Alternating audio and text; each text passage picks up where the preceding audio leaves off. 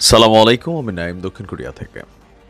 গতকালকে রাত্র থেকে মানে আজ রাত ১২টা থেকে বাংলাদেশের বিভিন্ন জায়গায় আমাদের প্রাণপ্রিয় সেনাবাহিনী তারা রাজপথে নেমেছে এবং কি উপজেলা থেকে শুরু করে জেলা, বিভাগ, তারপর ইউনিয়নের বিভিন্ন জায়গাতে তারা তাদের দায়িত্ব পালন করবে। তাদেরকে দেওয়া হয়েছে ম্যাজিস্ট্রেসি ক্ষমতা।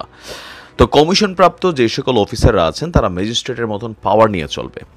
তো সেনাবাহিনী আসলে এই ম্যাজিস্ট্রেসি পাওয়ারের আওতায় কি করতে পারবে আর কি করতে পারবে না।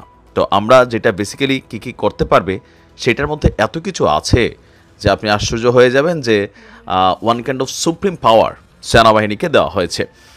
সেনাবাহিনীর নির্বাহী ম্যাজিস্ট্রেটের ক্ষমতাপ্রাপ্ত কর্মকর্তারা ফৌজদারি কার্যবিধির 1898-এর 64, 65, 83, 84, 86 আরও বিভিন্ন ধারাগুলোতে অপরাধগুলো বিবেচনায় নিতে পারবেন বলে জানানো হয়েছে।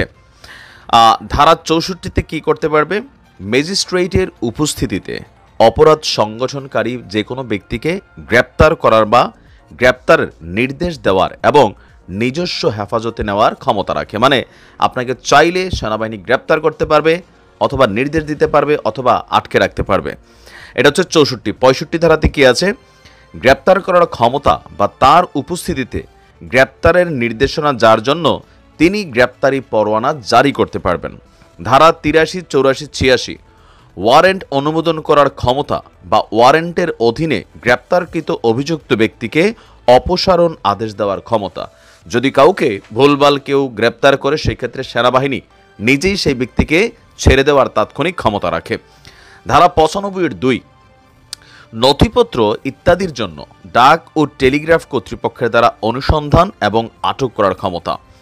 ধারা 100 ভুলভাবে বন্দী ব্যক্তিদের হাজির করার জন্য অনুসন্ধান অথবা ওয়ারেন্ট জারি করার ক্ষমতা। মিথ্যা মামলা যারা দিচ্ছেন তাদের জন্য কিন্তু এই ধারাতে বড়ই দুঃসংবাদ আসছে। ধারা 105 সরাসরি তল্লাশি করার ক্ষমতা। তার উপস্থিতিতে যে কোনো স্থানে অনুসন্ধানের জন্য তিনি সার্চ ওয়ারেন্ট জারি করতে পারেন। মানে এই যে পাওয়ারগুলো খুবই সুপ্রিম পাওয়ার। ধারা 107 শান্তি বজায় রাখার জন্য নিরাপত্তার প্রয়োজনীয় ক্ষমতা। 109 ভবঘুরে এবং সন্দেহভাজন ব্যক্তির ভালো আচরণের জন্য নিরাপত্তার প্রয়োজনীয় ক্ষমতা। 110 ভালো আচরণের জন্য নিরাপত্তা প্রয়োজনীয় ক্ষমতা। ধারা 126 জামিনের নিষ্পত্তি করার ক্ষমতা। খুব সুন্দর পাওয়ার দিয়েছে।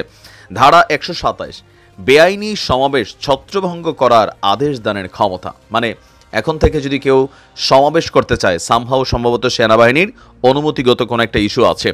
ধারা 128 আপনার বেআইনি সমাবেশ ছত্রভঙ্গ করার জন্য বেসামরিক শক্তি ব্যবহার করার ক্ষমতা। যারা জায়গায় জায়গায় খালি প্রটেস্ট করছেন তাদের জন্য কিন্তু এটা মাথায় রাখবেন।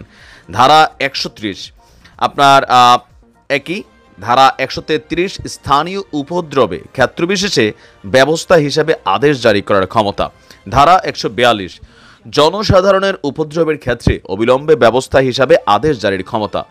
উল্লেখিত ক্ষমতা ছাড়াও যে কোনো নির্বাহী ম্যাজিস্ট্রেটকে মোবাইল কোর্ট আইন 2009-এর অধীনে মোবাইল কোর্ট পরিচালনা করার জন্য সরকার এবং সেই সঙ্গে জেলা ম্যাজিস্ট্রেট দ্বারা সংশ্লিষ্ট এখতিয়ারের মধ্যে ক্ষমতা দেওয়া হয়েছে। এই আইনের অধীনে নির্বাহী ম্যাজিস্ট্রেট তার উপস্থিতিতে সংঘটিত অপরাধ বা ঘটনাস্থলে তার বা তার সামনে উন্মোচিত হওয়া অপরাধগুলো বিবেচনায় নিতে পারবেন। অভিযুক্তের স্বীকারোক্তির পর ম্যাজিস্ট্রেট সংশ্লিষ্ট আইন অনুযায়ী অপরাধীকে সাজা দিতে পারবেন, তবে কারাদণ্ডের ক্ষেত্রে 2 বছরের বেশি নয়। তার মানে একটা A to Z প্যাকেজ পাওয়ার দিয়া সেনাবাহিনীকে মাঠে নামানো হয়েছে। আমি এটাকে সাধুবাদ জানাই, কারণ এই মুহূর্তে বাংলাদেশের বিভিন্ন জায়গায় যে ঘটনাগুলো ঘটছে সেই ঘটনাগুলো কিন্তু পজিটিভ না। এতে সাধারণ মানুষ নিরাপত্তাহীনতা ভুগছে, ব্যবসায়ীরা নানান জায়গায় ঝামেলায় পড়ছে, তারপর উটকু খুটকু নানান ধরনের আন্দোলন, বিভিন্ন জায়গায় মানে জনজীবন বিপর্যস্ত।